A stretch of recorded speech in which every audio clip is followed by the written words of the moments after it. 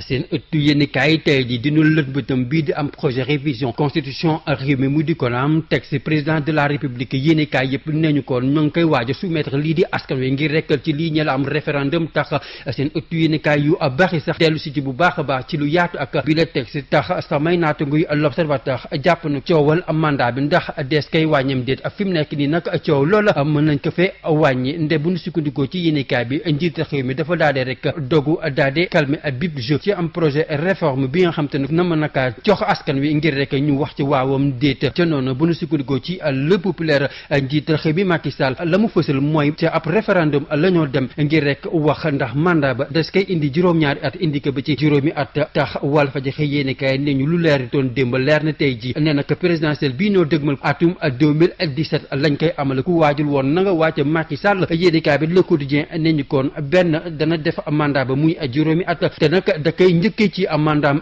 bi ñu nekk ni tax yéenekaay bi ci weneen wàllu dellu si rek te la mu jàppee kàddu bi nga xam te ne njiit réew mi joxe woon na ko moom mi dogu tey daal di koy respecté waaye nag yéenekaay bi jàpp na am na la nga xam te ne jot na nag ñu xam que nde nag dana neex ñu xaar ñii di waa conseil constitutionnel lan la ñoo gisee këyit boobu leen njiit réew mi Macky Sall nar a jox ndax la ca nar a intéressant mooy ba xam ndax Macky Sall xalaat bëgg conseil constitutionnel ba di jox ndax dana ko respecté am déet tax yéenekaay bi jàpp ne yoon wa sori na ndax bu weesoo loolu it njiita xew mi Macky Sall dana nëg nag lii di baatuk askan wi ndax ñoom bëgg nañ mandat boobu ñu wàññi ko am déet te saa sa kon Le Quotidien jàpp ne mën nañ wax ne léegi élection yi ñu dëgmal atum 2017 ba lañ koy amalee tax yéenekaay bi Le Peuple jox ci kàddu ki nga xam te ne xam-xamam dafa màcc ci wàllum constitution ci biir yéenekaay bi jàpp ne Macky Sall ba mu siiwalee bi këyit moom dafa daal rek ci weneen wàll xam la ni ci am référendum lanoo jaare ngir rek xam ndax mandat boobu des koy wàññeem déet tax yéenekaay bi jàpp ne askan wi ñoo ca nar a des ñoom ñi war a wax waaw wala déet ndax mandat boobu des koy wàññi lu mu ci mënti doon journal enquête jàpp ne Macky Sall tey ji la gën a dogul ne nag mandat ba à 5 ans la koy def tax laas yéenekaay jàpp ne kon Macky Sall dafa daal rek bëgg bip débat ñu daal di ko fay tëj ne ràpp waaye Le Soleil yéenekaay la mu ci jàpp mooy rek am engagement bu Macky Sall jëloon ne nag dafay dellu si rek ci quinquennat loolu la dafa tax yéenekaay bi jàppee ko homme de parole am homme d'honneur bi nga xam te ne bu ñu sukkandikoo ci yéenekaay bi ginnaaw kon bu mu bëggee ñu daal di dellu si rek ci am mandat 5 ans waaye ci weneen wàll la mu bëgg mooy ku fi ñëwuti deeti ko fi mukk mënatee changer Macky Sall ak constitution boobu yéenekaay bi L'Observateur ak jàngatkatam gis ca leneen la mooy ne rek dafa bëgg rek tegal ndëgg sërëx ñii di ku jéem ak nag ñi nga xam te ne kon mooy peuple assise nationale yo ndax lu weesu am kàddu bi nga xam te ne kon Macky Sall man ko fee bëgg a respecté loola di am wàññeeku ci mandat nga xam te ne da koy doore ci mandat bi mu nekkee sama naataango bi di Ndiaga Ndiaye jàpp ne ci bi mu constitution moom Macky Sall daa jaare rek dugalaale ca ay ndëgg sërëx journal bi sax ci lim ne ñu jàppal benn njiita xew mi jamono yëmoo wàññi mandat am ñu bari ci ku jég daañu ca am mbetteel ndax mosuñoo gëm ni loolu dana am ñaaxeel ba la mu nar a limité lii di ay atuk ñi nga xam te ne bëgg nañ fee doone candidat maanaam deetu ñu weesu juróom-ñaar fukki at ak juróom loolu sax mu mel ni ku ca ànd ak xalaat ak samay naataango yu Walf Quotidien moom mi leen lim jàpp ne ñii la Ibrahima Fall Bathily Djibo Ka ñii kon yéenekaay bi jàpp ne ak dogalu Macky Sall bi bu newoon ne fii ci Sénégal am nañ yéene doon fi njiita xew mi loola xanaa ci beneen réew waaye dootuñu fi mukk mënati doon njiita xew ndax seenuk at.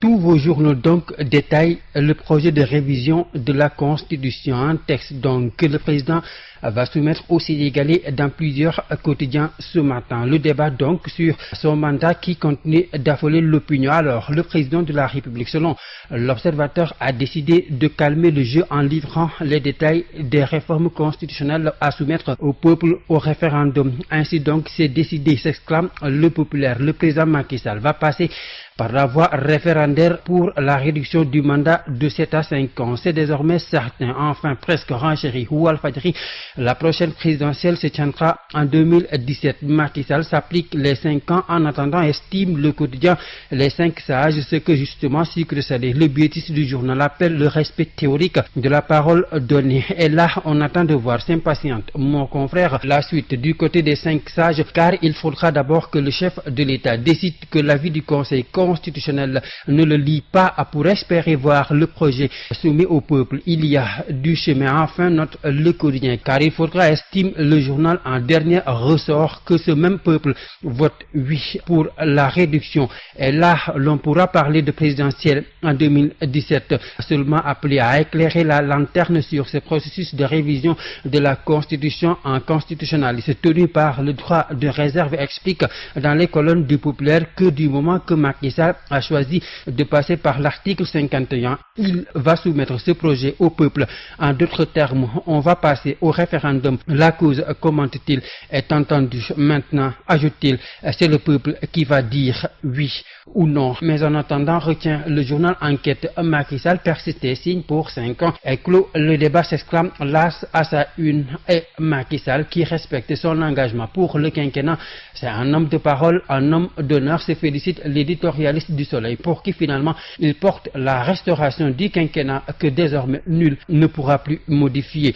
Mais Macky et sa constitution de parti civil contre ses adversaires, indique l'Observateur dans son commentaire. Oui, car au-delà du fait que Macky Sall ait voulu marquer les esprits en respectant d'abord sa parole donnée sur la réduction de son mandat, le président de la République, selon Ndiaga Ndiaye, a inséré dans sa constitution des partis civils contre ses adversaires politiques et le peuple des assises nationales. Le journal les cite d'ailleurs, le chef de l'État qui veut que les dispositions qui fixent la durée du mandat ne puissent faire l'objet de révision. L'interdiction ensuite pour le président de la République d'être un chef de parti qui n'a pas été prise en compte, et puis la limitation de l'âge des potentiels candidats à la présidentielle, une disposition, croit savoir l'Obs, qui met de fait hors de course un nombre de personnalités politiques, même si elles n'ont pas fait acte de candidature. Mais Walf Quotidien les cite, Niass, Ibrahim Fall, Bathily, Djibo Ka, hors course, toute une génération donc, conclut le journal,